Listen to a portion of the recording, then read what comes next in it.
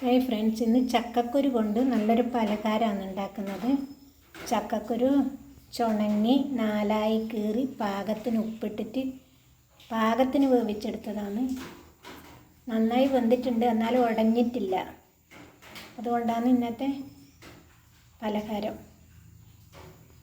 നമ്മുടെ വീട്ടിൽ ബാക്കി വരുന്ന കുറച്ച് പൊടികളും പിന്നെ പച്ചമുളക്, ഇഞ്ചി, എരിവിന് കാന്താരി ഞാൻ എടുത്തിട്ടുണ്ട്, 4 അരി വെളുത്തുള്ളി, കറിവേപ്പില, പിന്നെ കുറച്ച് പൊടികളേ ആവശ്യമുള്ളൂ. പെട്ടെന്ന് നമുക്ക് റെഡിയാക്കി എടുക്കാൻ പറ്റും, നല്ല ടേസ്റ്റും ആയിരിക്കും.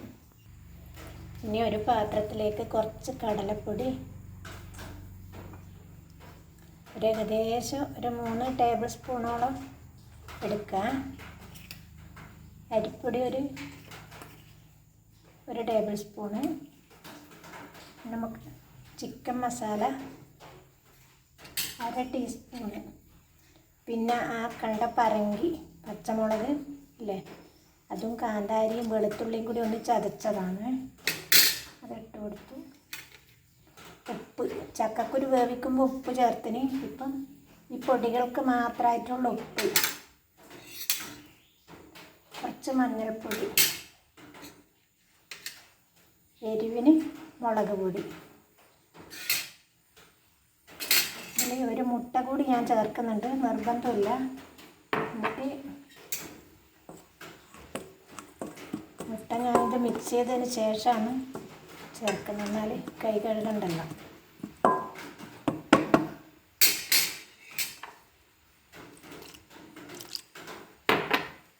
കുറേശ്ശെ വെള്ളം ഒഴിച്ചിട്ട്, വെള്ളം കൂടി പോകരുത്, നന്നായിട്ട് കലക്കിയെടുക്കുക.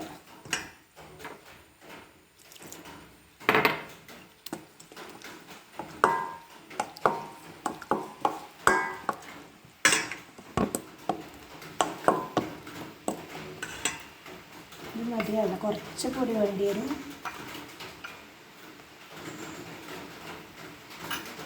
ചക്കക്കുരുവിൻ്റെ അളവിനനുസരിച്ചിട്ട് ഇട്ട് കൊടുക്കണം.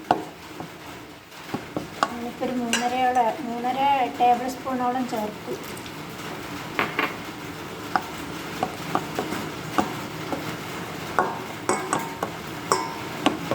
ഒരു കൈ കൊണ്ടൊന്നും പേരില്ല, ഞാൻ അതുകൊണ്ട് ഈ മുട്ടയൊന്ന് പൊട്ടിച്ചിട്ട്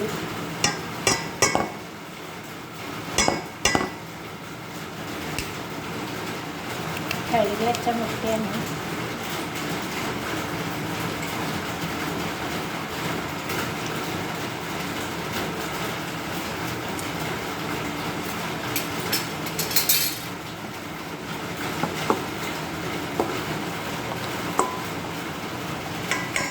ഞാൻ കൈ കൊണ്ട് പിന്നെ ഒന്ന് നന്നായിട്ട് മിക്സ് ചെയ്യട്ടെ.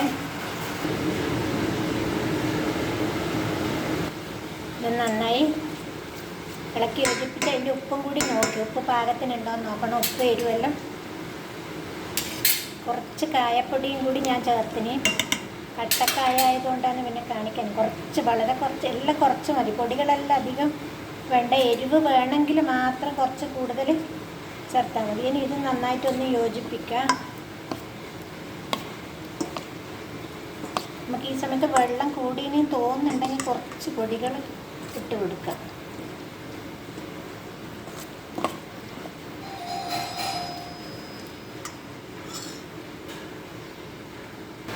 നമുക്ക് ചൂടായ എണ്ണയിലുണ്ടല്ല നമ്മുടെ ചക്കക്കുരു വിതറിയിട്ടിട്ട് കൊടുക്കാം.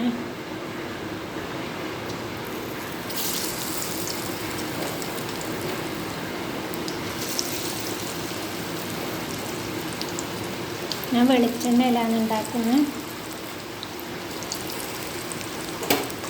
ചക്കക്കുരു എല്ലാം വെളിച്ചെണ്ണയിലാണ് നല്ല ടേസ്റ്റ്.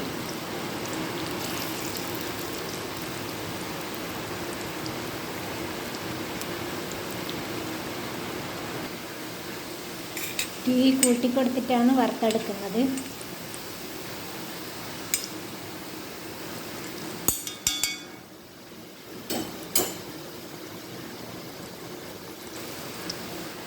പാകത്തിന് പൊരിഞ്ഞ് വന്നിട്ടുണ്ട്, നമുക്ക് കോരി എടുക്കാം.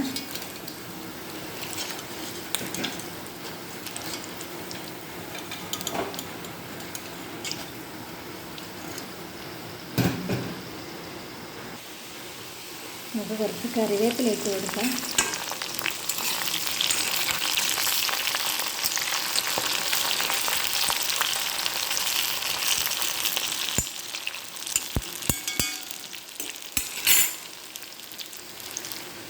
രണ്ടാമത്തെ പ്രാവശ്യം ഇട്ടതും കോരിയെടുക്കാനായി.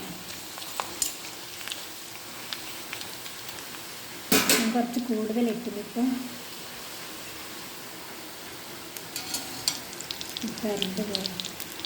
നമ്മുടെ 4 മണി പലഹാരം റെഡിയായി. ഇതാ കണ്ട, അടിപൊളിയല്ലേ? നല്ല ടേസ്റ്റും ഉണ്ട്. ഞാനൊന്ന് കഴിച്ച് നോക്കിയിട്ട് പാകത്തിന് ഉപ്പും എരിവും. ഇത് ചോറിൻ്റെ ഒന്നിച്ച് കഴിക്കാം, ചായൻ്റെ ഒന്നിച്ചെല്ലാം കഴിക്കാൻ പറ്റുന്നതാണ്. നല്ല പൊരിഞ്ഞ് നന്നായിട്ടുണ്ട്. എല്ലാവരും ഉണ്ടാക്കി നോക്കുക.